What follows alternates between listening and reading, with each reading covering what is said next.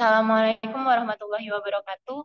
Kami dari kelompok 2 yang beranggotakan Hani Karolin, saya sendiri Hairunisa, Rizka Ramadhani, Raditya Suwardi Tanjung, Yesi Handayani, dan Rabiatul Adawiyah akan mempresentasikan tugas kami yang berjudul Manajemen Proyek Sistem Informasi Penyewaan Lapangan Futsal.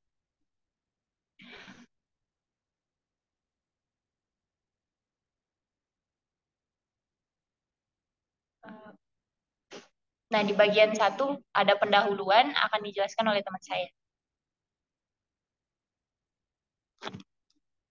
Raditya Suwardi Tanjung.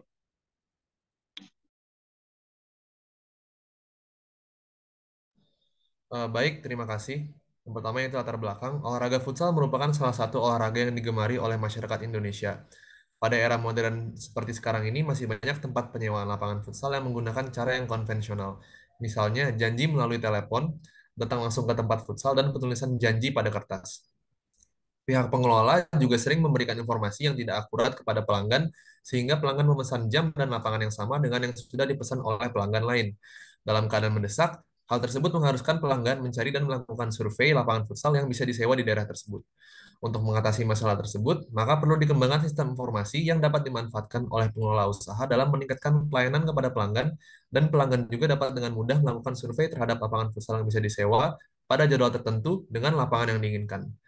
Tujuan Tujuan pengembangan sistem informasi ini yaitu sebagai media perantara bagi pengusaha sewa lapangan futsal dengan pelanggan yang ingin menyewa lapangan futsal, terutama pelanggan tidak memiliki cukup waktu untuk mencari dan melakukan survei langsung ke setiap lapangan. Sasaran aplikasi ini adalah pengusaha sewa lapangan futsal dan pelanggan yang ingin menyewa lapangan futsal. Selanjutnya yaitu diagram work breakdown structure akan dijelaskan oleh saudari Yesi Handayani. Baik, untuk selanjutnya diagram work breakdown structure untuk proyek sistem informasi penyewaan lapangan futsal. Yang pertama ada analisis masalah dan kebutuhan sistem, 2 perancangan sistem, 3 pembuatan sistem, 4 uji coba sistem, 5 implementasi sistem. Untuk WBS analisis masalah dan kebutuhan sistem,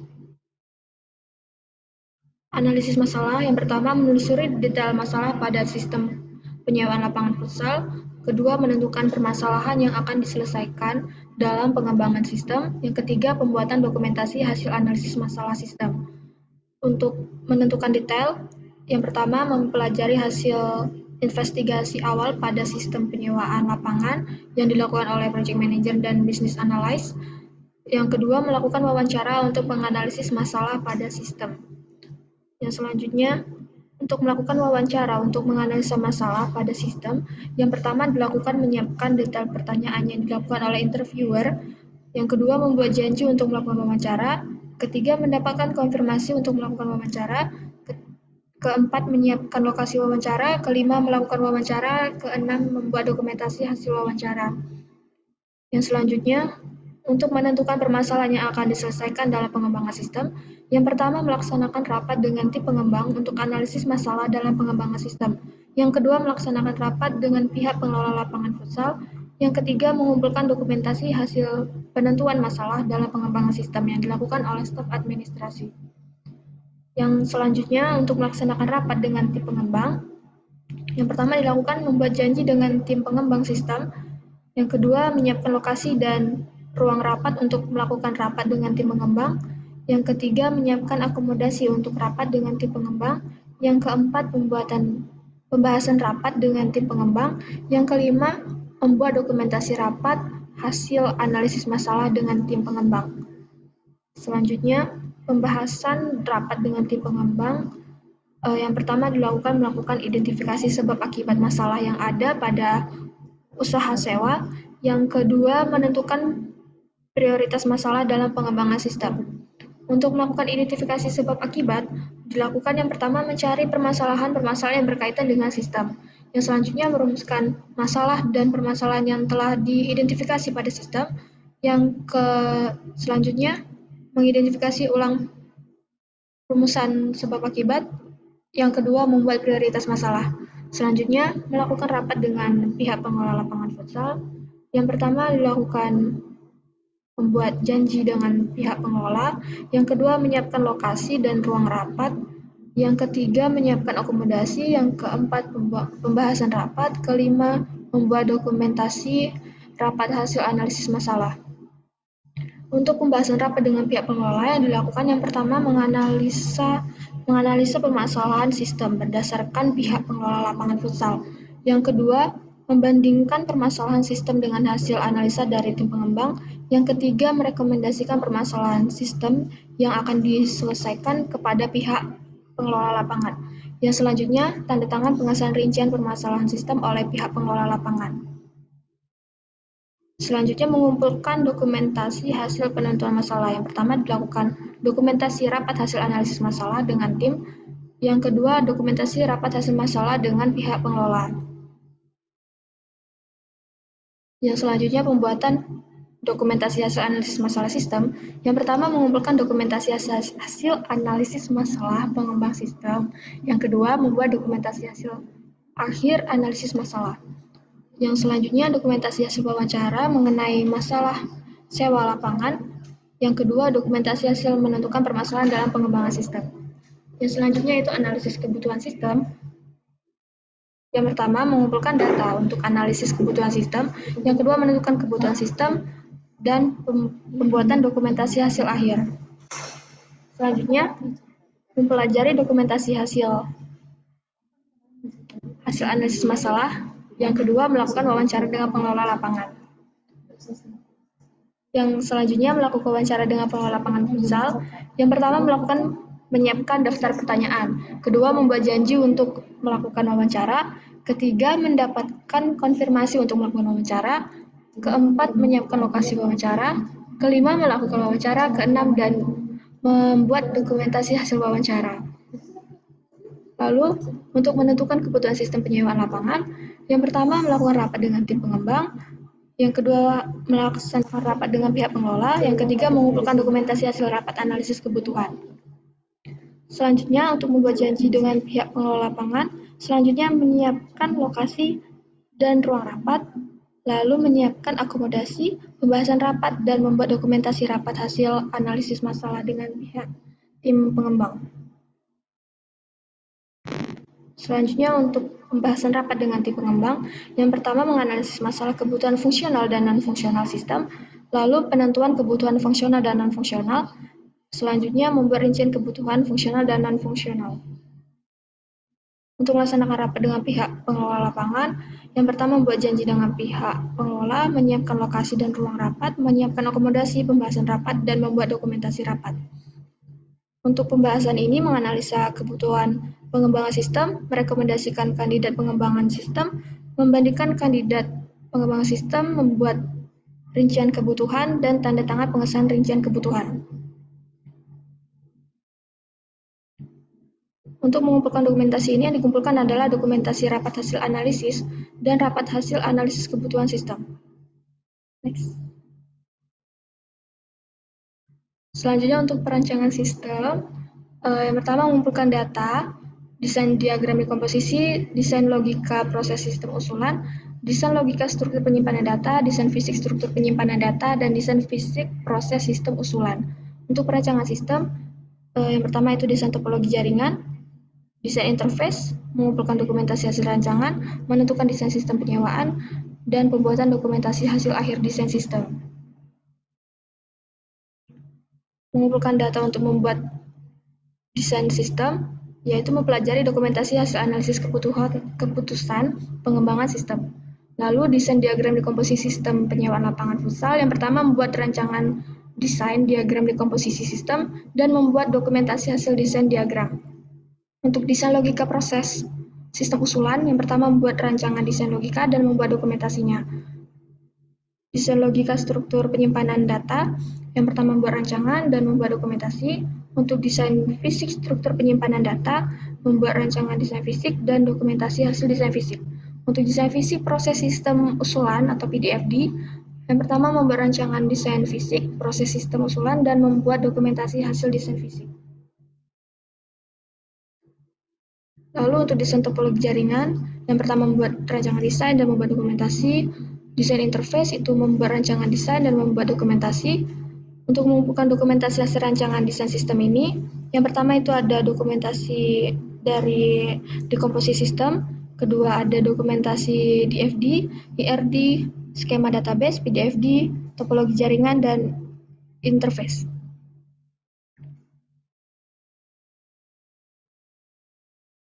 Untuk menentukan desain sistem, yang pertama mempelajari dokumentasi dan melaksanakan rapat mengenai desain.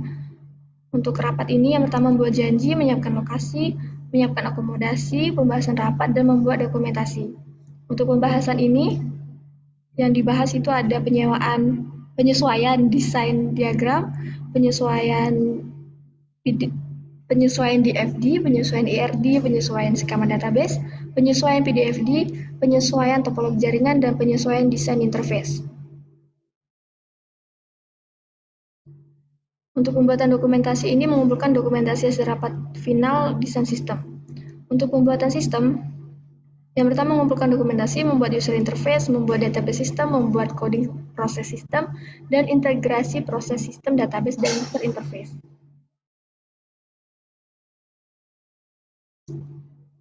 Lalu untuk membuat database sistem, yang pertama melakukan instalasi RDBMS, lalu membuat coding, melakukan testing dan evaluasi, dan membuat dokumentasi proses. Untuk membuat coding proses sistem ini, yang pertama membuat coding proses, melakukan testing, dan membuat dokumentasi.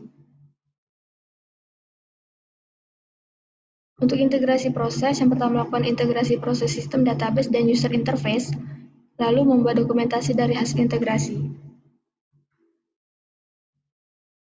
Baik, untuk selanjutnya uji coba akan dijelaskan oleh Nabila Junita.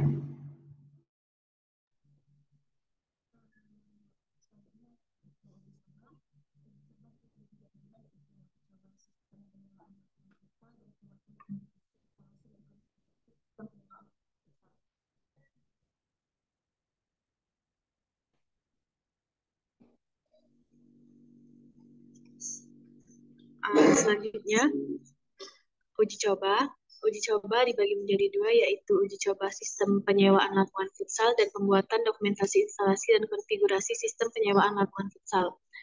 Pada uji coba dibagi menjadi tiga, yaitu uji coba alpha testing, uji coba beta testing, dan melaksanakan rapat untuk hasil evaluasi testing dengan tim pengembang.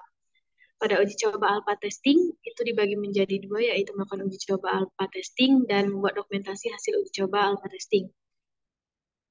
Lanjut.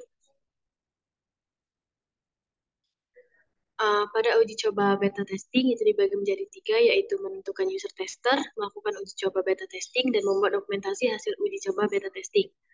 Selanjutnya melakukan rapat untuk hasil evaluasi testing dengan tim pengembang, itu dibagi menjadi beberapa bagian, yaitu membuat janji dengan tim pengembang, menyiapkan lokasi dan ruang rapat untuk tim pengembang, menyiapkan akomodasi untuk rapat dengan tim pengembang, pembahasan rapat dengan tim pengembang, dan membuat dokumentasi hasil rapat evaluasi testing dengan testing sistem penyewaan lapangan futsal dengan tim pengembang. Pada saat pembahasan rapat, itu dibagi menjadi dua, yaitu mengecek kesesuaian hasil evaluasi uji coba alpha testing dan mengecek kesesuaian hasil evaluasi uji coba beta testing. Selanjutnya, pembuatan dokumentasi, instalasi, dan konfigurasi sistem penyewaan lapangan futsal dibagi menjadi dua, yaitu mengumpulkan dokumen terkait instalasi dan konfigurasi, dan membuat dokumentasi instalasi dan konfigurasi sistem penyewaan lapangan futsal. Pada pengumpulan dokumen, itu dibagi menjadi beberapa bagian, yaitu dokumentasi hasil user interface, dokumentasi dari database sistem, dokumentasi coding proses sistem, dokumentasi dari hasil integrasi proses sistem, database dan user interface, dan terakhir dokumentasi terkait hasil uji coba sistem penyewaan lapangan futsal. Selanjutnya implementasi sistem, yang pertama itu ada pengadaan perangkat pendukung untuk sistem penyewaan lapangan futsal. Selanjutnya instalasi sistem penyewaan lapangan futsal, implementasi jaringan sistem penyewaan lapangan futsal, integrasi sistem penyewaan lapangan futsal, training kepada end user system, membuat dokumentasi implementasi sistem penyewaan lapangan futsal. Pada pengadaan perangkat pendukung untuk sistem penyewaan lapangan futsal itu dibagi menjadi tiga, yaitu pengadaan perangkat klien untuk sistem penyewaan lapangan futsal, pengadaan komputer server, dan alat sistem jaringan untuk sistem penyewaan lapangan futsal.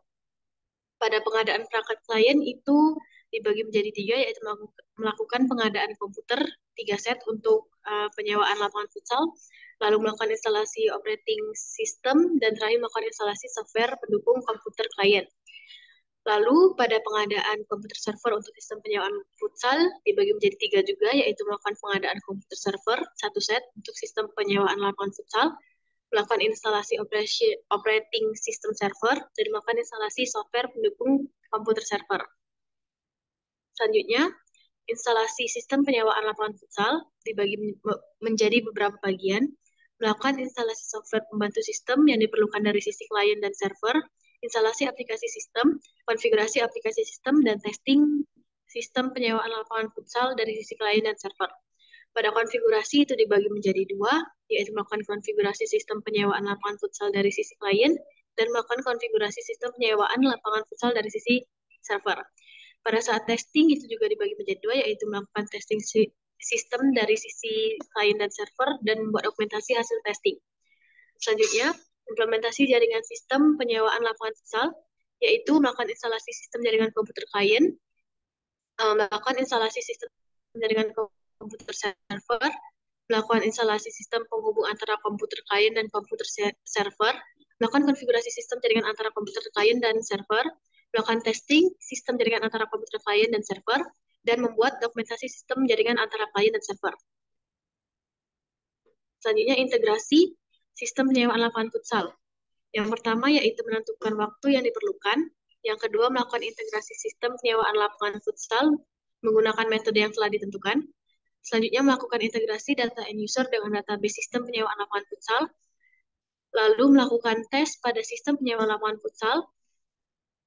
Dan terakhir, membuat dokumentasi hasil integrasi sistem penyewaan lapangan futsal. Selanjutnya, training kepada end user sistem penyewaan lapangan futsal. Itu menentukan waktu yang diperlukan untuk training, membuat jadwal pelatihan sistem penyewaan lapangan futsal, menentukan lokasi pelatihan, melakukan pelatihan sistem penyewaan lapangan futsal, dan membuat dokumentasi training end user sistem penyewaan lapangan futsal. Di sini ada perangkat SDM dan OTK. Bisa dilihat ini struktur organisasi proyek yang ditangani lewat koordinasi manajer proyek. Selanjutnya,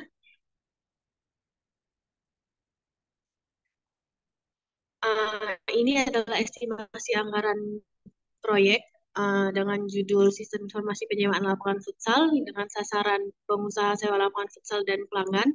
Tujuan proyek ini sebagai media perantara bagi pengusaha sewa lapangan futsal dan pelanggan yang ingin menyewa lapangan futsal. Metode pengembangan sistem yang digunakan yaitu metode SDLC, dan total anggaran dari proyek ini yaitu 65.635.000. Saya kembalikan ke moderator. Selanjutnya itu bab 5 penjadwalan aktivitas proyek akan dijelaskan oleh Saudari Rizka. Baik, selanjutnya bab 5 penjadwalan aktivitas proyek. Berikut ini penjadwalan aktivitas proyek sistem informasi penyewaan lapangan futsal yang dimulai dari tanggal 2 Januari 2023 sampai 18 Mei 2023.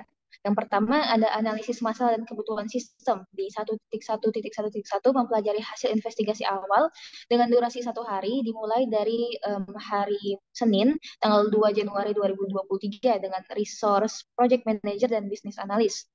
Selanjutnya, ada melakukan wawancara untuk menganalisis masalah dengan durasi 1 hari, dimulai pada tanggal 3, dan memiliki predecessor 2, dan resource-nya interviewer.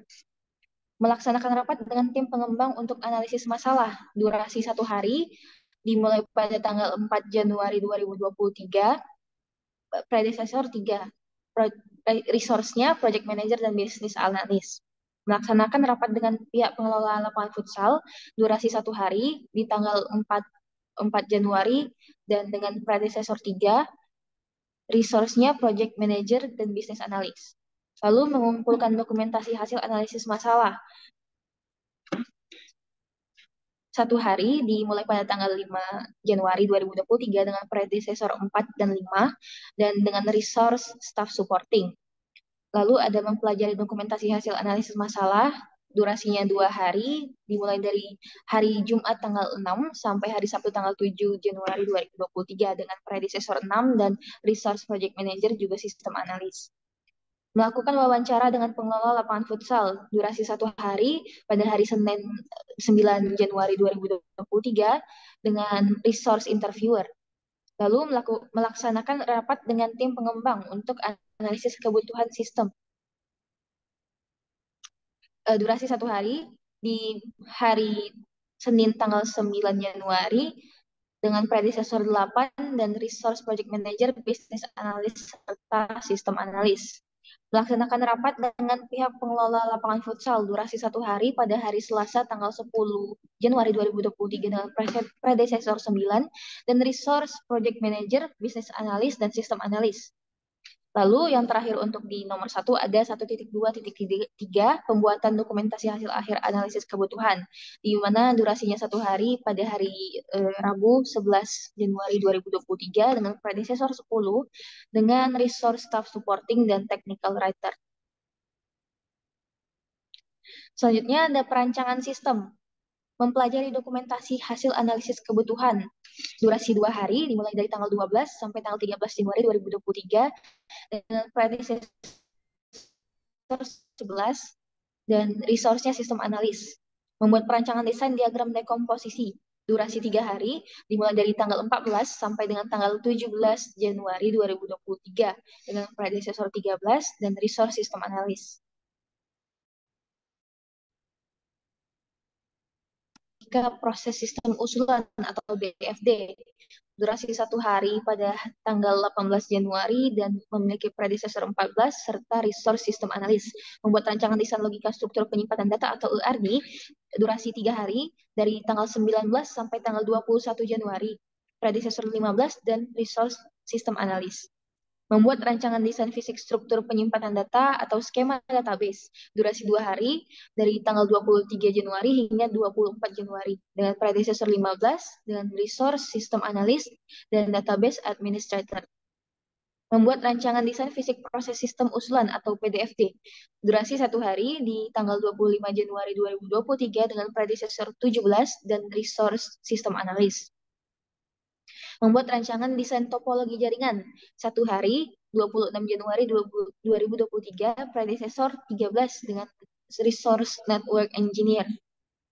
Membuat rancangan desain interface durasi 3 hari tanggal 26 Januari sampai 28 Januari dengan predecessor 18 dan resource programmer. Mengumpulkan dokumentasi hasil rancangan desain durasi 1 hari pada hari Senin tanggal 30 Januari 2023 dan dengan predecessor 1920 juga resource staff supporting. Mempelajari hasil rancangan desain 2 hari pada tanggal 31 sampai tanggal 31 Januari sampai tanggal 1 Februari 2023 dan predecessor 21 dan resource system analis. Melaksanakan rapat mengenai desain sistem antara manajer proyek dan tim pengembang sistem. 1 hari pada tanggal 2 Februari 2023 dengan predecessor 22 dengan resource project manager, sistem analis, network engineer, database administrator, ahli teknologi informasi, ahli internet, dan sistem integrator. Dan yang terakhir, membuat dokumentasi hasil akhir desain sistem. Durasinya 2 hari dari tanggal 3 sampai tanggal 4 Februari 2023 dengan predecessor 23 dan resource staff supporting. Selanjutnya ada pembuatan sistem. Mempelajari dokumentasi hasil akhir desain sistem. Durasi 2 hari dengan di tanggal 6 sampai 7 Februari 2023 dengan predecessor 24 dan resource project manager, programmer, administrator, network engineer, system integrator. Lalu ada membuat coding user interface, durasinya 14 hari dan mulai dari tanggal 8 Februari sampai tanggal 27 Februari 2023 dengan predecessor 26 di resource-nya programmer dan web designer. Melakukan testing dan evaluasi UI durasi 3 hari pada tanggal 28 sampai tanggal 2 Maret dan predecessor 27 resource-nya sistem tester. Melakukan instalasi RDBMS 1 hari pada tanggal 3 Maret, predecessor 26 dan resource database administrator. Lalu membuat coding database, durasinya 5 hari, dari tanggal 4 Maret sampai 9 Maret 2023 dengan predecessor 29 dan resource programmer, juga database administrator. Lalu melakukan testing dan evaluasi database. Durasi 2 hari pada tanggal 10 sampai 11 Maret. Dan predecessor 30, resource-nya sistem tester, database administrator, dan programmer. Lalu membuat coding proses sistem. Durasinya 10 hari pada tanggal 13 Maret sampai 24 Maret 2023 dan predecessor 31 dan resource programmer. Lalu ada melakukan testing dan evaluasi proses sistem dengan durasi 3 hari dari tanggal 27 sampai tanggal 29 Maret 2023 dengan predecessor 32 dan resource system tester. Selanjutnya,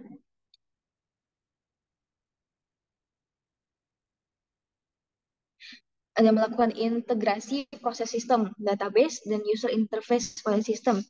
Durasinya 3 hari, lalu ada pada tanggal 30 Maret sampai 1 April 2023 dengan predecessor 33 dan juga resource application integrator. Selanjutnya kita masuk pada tahap uji coba sistem. Yang pertama ada uji coba alpha testing, durasinya 2 hari, dari tanggal 3 April sampai 4 April, predecessor 34 dan resource system tester. Lalu ada uji coba beta testing 2 hari, dari tanggal 5 sampai 6, predecessor 36, resource system tester. Melaksanakan rapat untuk hasil evaluasi testing dengan tim pengembang. 1 hari dari tanggal 7, predecessor 37, resource staff supporting dan sekretaris dan juga pengelola keuangan. Lalu ada membuat dokumentasi hasil akhir testing 1 hari dari tanggal 8, predecessor 38 dan dilakukan oleh dokumentator. Selanjutnya ada pembuatan dokumentasi, instalasi, dan konfigurasi sistem dengan durasi 3 hari, dimulai dari hari Senin tanggal 10 April hingga tanggal 12 April 2023 dengan predecessor 39 dan resource staff supporting dan juga technical writer. Masuk ke dalam implementasi sistem, ada melakukan pengadaan komputer 1 hari di tanggal 13 April dan dilakukan oleh staff supporting, melakukan instalasi operating system 1 hari di tanggal 14 April, melakukan instalasi software pendukung komputer klien 1 hari tanggal 15 April, dengan predecessor 43, melakukan pengadaan komputer server 1 hari di tanggal 17 April, lalu melakukan instalasi operating system 1 hari di tanggal 18 April dengan predecessor 45, melakukan instalasi software pendukung komputer server 1 hari tanggal 19 April dengan predecessor 46, dan melakukan instalasi software pendukung di durasi 1 hari di tanggal 20 April dengan predecessor 43 dan 46. Selanjutnya ada instalasi aplikasi sistem 1 hari di tanggal 21 April 2023 dan predecessor 48. Dan resource tadi dilakukan oleh staff supporting. Lalu ada konfigurasi aplikasi sistem 1 hari di tanggal 22 April dengan predecessor 49 dilakukan oleh staff supporting, database administrator, dan juga network engineer. Testing sistem penyewaan lapangan futsal dari sisi klien dan server 2 hari di tanggal 24 dan 25 April. Predecessor 50, sistem tester dan staff administrator. Lalu ada implementasi jaringan sistem dengan durasi 5 hari dari tanggal 26 April sampai 2 Mei 2023 dengan predecessor 51 dan juga resource staff supporting. Selanjutnya ada integrasi sistem penyewaan lapangan futsal dengan durasi 5 hari dan dari tanggal 3 Mei sampai 9 Mei dengan predecessor 52 dan resource-nya adalah project manager, sekretaris, sistem analis, database administrator, network engineer, programmer, data entry, business analyst, sistem tester, dan juga staff supporting. Dan yang terakhir, ada training kepada end user system dilakukan dalam 7 hari di tanggal 10 Mei sampai 18 Mei dengan predecessor 53 dan juga resource project manager, business analyst, sekretaris, dan staff supporting. Selanjutnya, ini merupakan contoh atau Gantt chart yang telah dibuat berdasarkan dengan penjadwalan project-project tadi menggunakan Microsoft Project. Baiklah, selanjutnya akan saya persilakan kepada teman saya Widya. Terima kasih.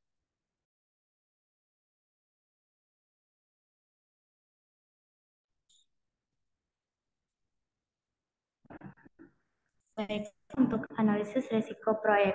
Yang pertama itu ada definisi manajemen risiko. Yang pertama, risiko adalah kemungkinan terjadinya suatu peristiwa atau kejadian yang dapat mengganggu pencapaian tujuan organisasi.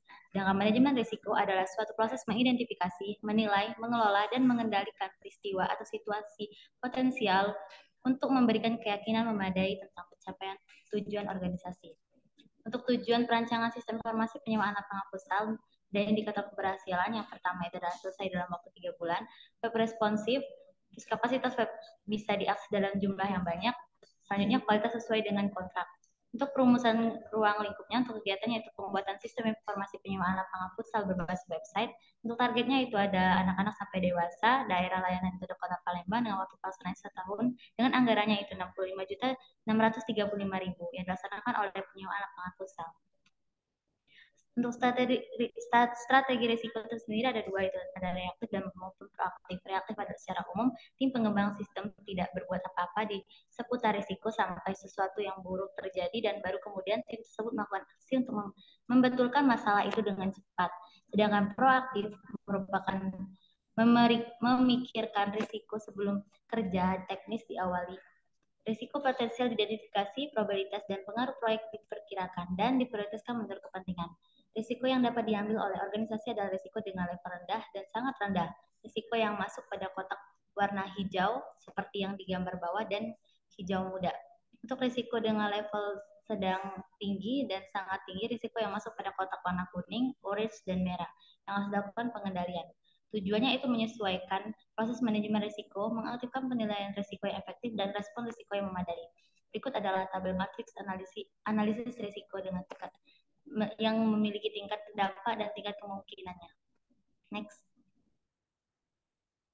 Oke, untuk analisis risiko sendiri itu ada yang pertama ada listrik padam dan internet gangguan. Itu dampaknya itu menghambat proses pembuatan website, dan kedua memungkinkan data tidak terbackup dan file hilang saat terjadinya hal tersebut. Untuk pengelola risikonya yaitu ada menyiapkan arus listrik, bantu atau genset serta modem untuk internet, lalu membeli software recovery untuk berjaga-jaga pada saat hal itu terjadi. Sedang untuk risk owner atau PC-nya itu ada tim IT, information dan teknologi. Yang kedua, risiko yang kedua itu ada miscommunication antar tim dengan risk impact-nya medium, probability of-nya medium, dan risk-nya itu yellow yang untuk dampaknya itu data tidak sinkron, terjadinya kesalahan dalam proses pengerjaan, dan hasil yang tidak sesuai. Untuk pengelolaan risikonya itu ada yang pertama, leader dalam tim harus lebih tegas dalam memberikan arahan, menumbuhkan sikap kerjasama tim, dan pembuatan schedule yang tertata dengan risk owner-nya keseluruhan atau intertim. Yang ketiga, itu ada risiko yang ketiga itu ada pekerja yang sakit dengan katanya itu ada medium, dan untuk penanganannya itu ada risikonya itu ada kurangnya kesadaran memakai masker maupun mencuci tangan saat makan, terlalu tinggi pressure terhadap anggota, dan memiliki riwayat penyakit. Lalu untuk mengatasinya itu meningkatkan protokol kesehatan, tidak terlalu memberi pressure, memberi peringanan untuk melakukan IFA. Untuk penanggung jawabnya itu ada keseluruhan. Lalu next ada risiko yang keempat itu ada perubahan pembuatan permintaan klien dengan tingkatan itu low and red, dengan yang risiko yang terjadi itu tidak ada. Lalu untuk membuatnya agar tidak terjadi itu ada menegosiasi permintaan klien dan memberi kesepakatan di awal perancangan dan mengecekkan kinerja demi menjaga reputasi dengan penanggung jawab atau project manager. Yang kelima itu ada hasil kerjaan tidak sesuai kontrak. Lalu itu dikarenakan ada skill development yang tidak memampui sehingga tidak menyanggupi permintaan klien. Yang kedua ada kurangnya pengalaman developer. Yang ketiga itu ada kurangnya budget klien.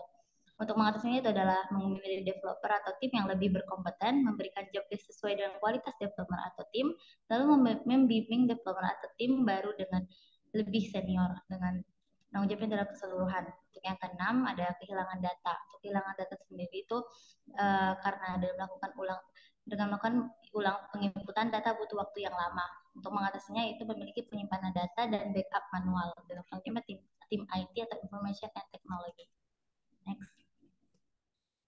Setelah kita ketahui analisis risiko tadi, kita dapat melihat respon risiko yang pertama itu pekerjaan terganggu oleh listrik, itu mengurangi dampak dengan melakukan pembackupan data digit atau repository atau hard disk, serta mengadakan pencadangan listrik, genset, serta internet modem.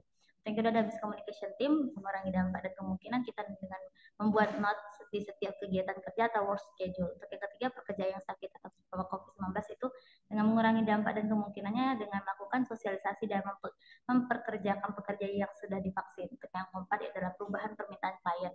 Untuk menerima hasilnya tidak diperlukan pengendalian. Untuk yang kelima, hasil pekerjaan tidak sesuai dengan kontrak. Untuk mengurangi kemungkinannya yaitu melakukan pengawasan dengan lebih intensif. Karena ada kehilangan data, untuk mengurangi dampaknya itu membuat arsipan. Lalu hal yang harus diperhatikan, yang pertama itu memastikan respon risiko berjalan dengan baik, melihat dan mencatat risiko apa yang terjadi pada seluruh tahapan pelaksana.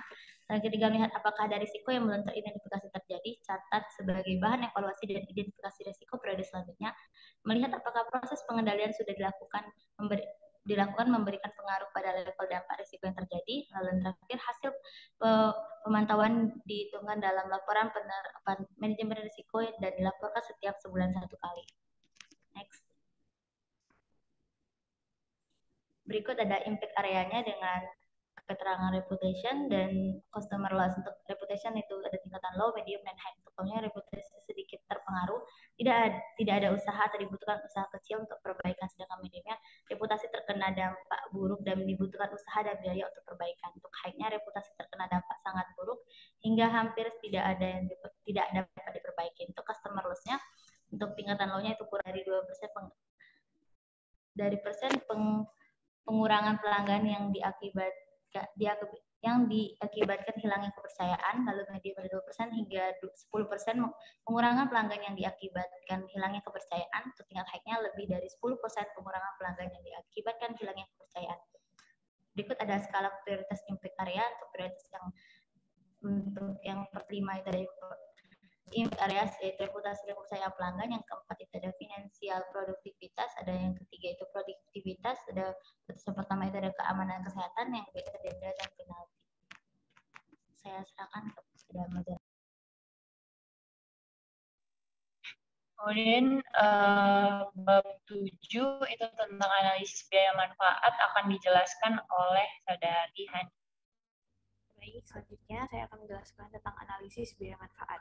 Berikut adalah rincian biaya dan manfaat yang telah kami buat mulai dari tahun ke-0, tahun ke-1, tahun ke-2, dan tahun ke-3.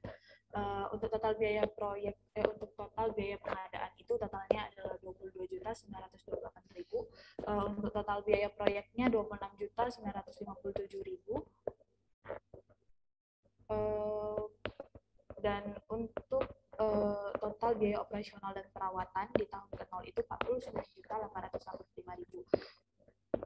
Total biaya operasional di tahun tahun pertama itu 1.500.000, biaya operasional perawatan tahun kedua 1.600.000, dan total biaya operasional perawatan tahun ketiga yaitu 1.700.000. Untuk keuntungan berwujudnya, total keuntungan berwujud pada tahun pertama 12.600.000, di tahun yang kedua 14.800.000, dan di tahun ketiga 17 juta.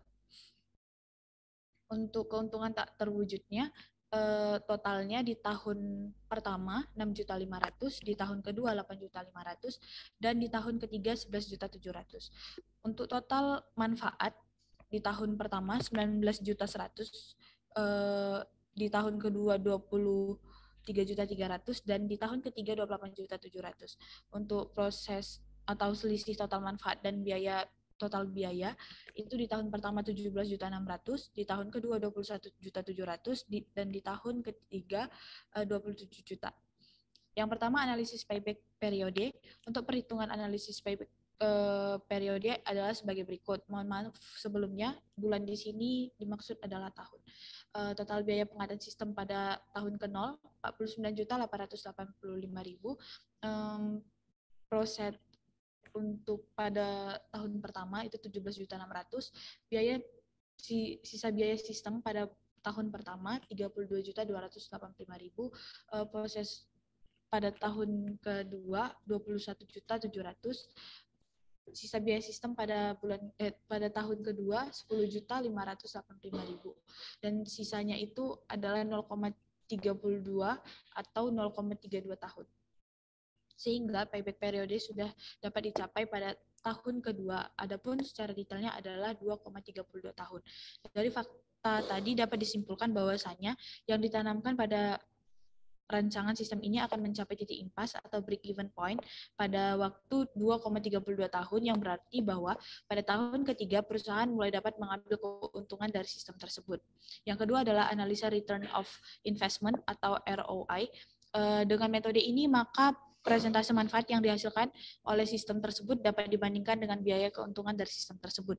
Adapun perhitungan sistem ini adalah biaya pengadaan sistem pada tahun ke-0 49.885.000, biaya pengadaan sistem tahun pertama 1.500.000, biaya pengadaan sistem pada tahun kedua 1.600.000, biaya pengadaan sistem pada tahun ketiga yaitu 1.700.000, sehingga total biaya yang dihasilkan adalah 54.685.000. Sedangkan total keuntungan yang didapat adalah sebagai berikut. Total manfaat pada tahun pertama 19.100.000, total manfaat pada tahun kedua 23.300.000, total manfaat pada tahun ketiga yaitu 28.700.000, sehingga total manfaatnya dapat diperoleh Rp71.100.000. Untuk rumusan ROI-nya adalah 30,01. Artinya bahwa sistem ini akan memberikan keuntungan pada tahun ketiga sebesar 30,01% dari biaya pengembangannya, sehingga sistem ini layak digunakan untuk perusahaan ini. Yang ketiga adalah analisa net present value atau NPV. Perhitungan analisis NPV sebagai berikut. Adapun rumus yang digunakan adalah NPV sama dengan nilai proyek tambah proses pertama per 1 tambah I persen tambah proses per 1 tambah I persen pangkat 2 ditambah proses ke N per 1 tambah I persen pangkat N. Nah, sehingga NPV yang didapat dari proyek ini adalah 3.212.558.000.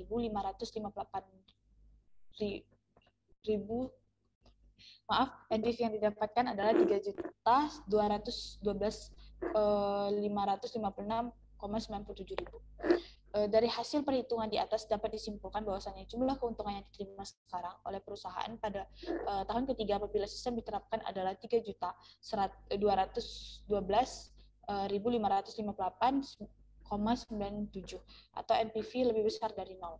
Yang keempat adalah metode tingkat pengembalian internal atau IRR. I1 sama dengan 15%, maka NPV 1 3.212.558,97. Ini nilai NPV positif. Adapun rumus yang digunakan untuk menghitung NPV keduanya adalah sebagai berikut, sehingga diperoleh nilai dari NPV kedua minus 1.178.981,48.000. Selanjutnya untuk menghitung nilai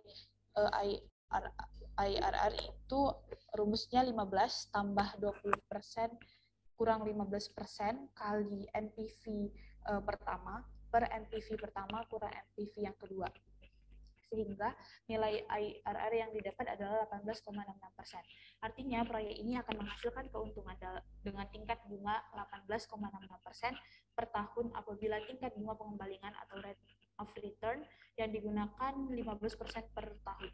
Maka IRR-nya lebih besar dari 15%. Dengan kata lain, proyek ini dapat diterima. Selanjutnya akan dijelaskan oleh Khairunisa.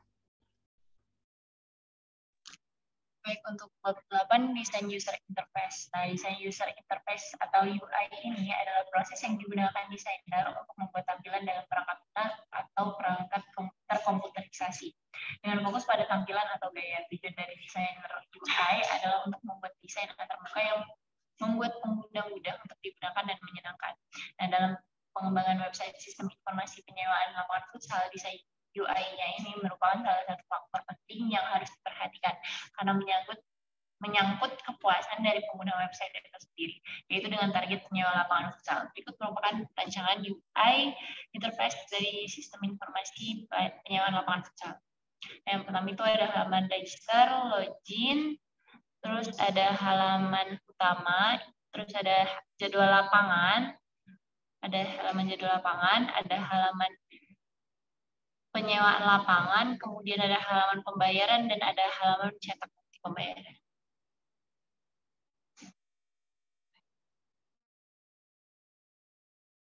Penutup akan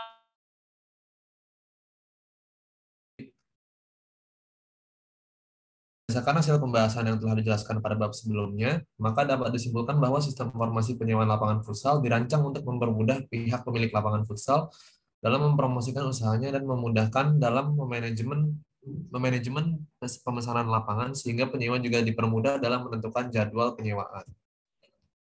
Baik, terima kasih. Sekian presentasi dari kelompok kami. Jika ada kesalahan kata,